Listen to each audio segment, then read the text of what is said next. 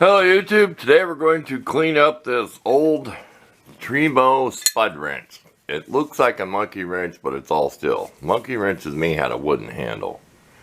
It is patented in 1911. And here's with the scrubby wheel. Those little, get it up close. They do pretty good for trying to polish the metal. We're going to make this as shiny as we can. It doesn't have to be polished to mirror finish. We want it super clean. We bought this. We overpaid for this. We gave $20 for this, but we want it to bend flat metal. So we wanted jaws with no serrations. See that? And that's the perfect wrench to do that. You got a piece of metal in the vise, something flat stock. It works really good to bend it because you got all the sharp angles here. So let's get after it. We may have a few clips in here now and then as we get going. Here's how that goes in there. It keeps that. I don't really understand, but this washer needs redone. It is beat up and it drags. It drags in there. So once it's cleaned up, it ought to be okay. And it's a whole. It hangs up a little bit here, which we may have to Dremel out just a slight amount.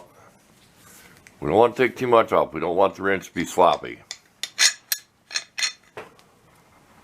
It's like it's sat there for a lot of years in that position.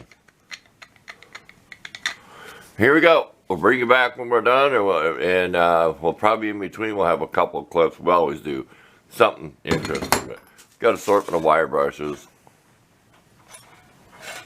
So stay tuned and we'll get after this project.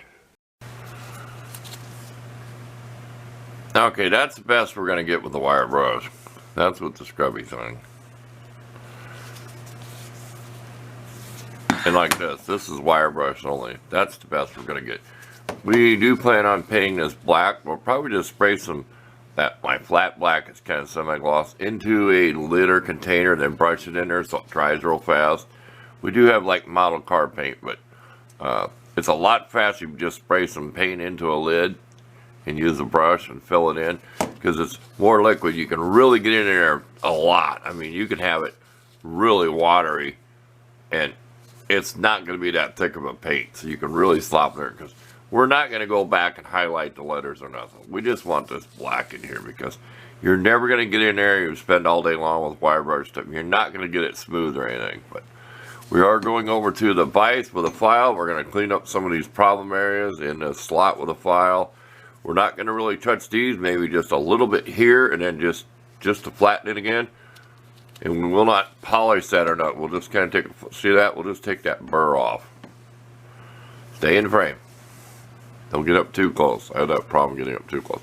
Okay, we don't want to take too long on this project. We're going to go over there and do some file work, and then we're going to take it to that scrubby wheel. Okay, we did do quite a bit of filing on this, even here. I mean, you can see there's low spots. We're not going to take it down so it's finely machined surface. We just took all the burrs off. And all around here, can you see that in the light? To get all that. And then we'll put it on the scrub wheel. We haven't done this yet. We thought we'd leave it. And we took all the flashing casting stuff off. This stuff where it's molded, because we want it smooth in our hand. I mean, there's little dips. We're not going to take it down for that to disappear. You'd take too much of the tool away, but we want it to go good in our hand. You know, why have it rough? It's my tool. I mean, it's not original. Some people say it's not a restoration when you do that, but we're just cleaning it up. But see how messy that is? We're going to go back and file that a little bit smoother. If people use these for a hammer, you know they did. Like with a hammer. And that would swedge these out and crack them. I got a pipe wrench made in Germany. It's busted because someone beat out like a hammer. Down inside we'll take whatever Dremel will fit. I have various files. Like see this triangle file?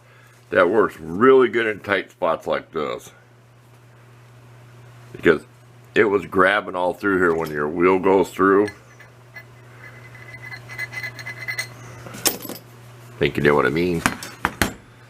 This, the same thing. You know, you can see all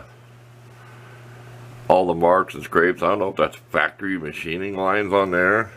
And this stuff's soft metal too. This ain't hard. This ain't like hard tool still. It files really easy with just a little bit of muscle. Down in these, we'll use a smaller wire brush the best we can.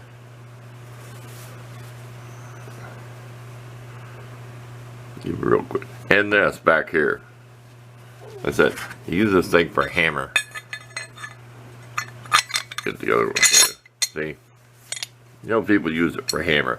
They beat on stuff with a hammer there, and almost it makes you think it can be a hammer. And then you start hitting on here, because you're beating crap out of something. You're trying to get a plumbing fitting loose back then. And these, they're not perfect,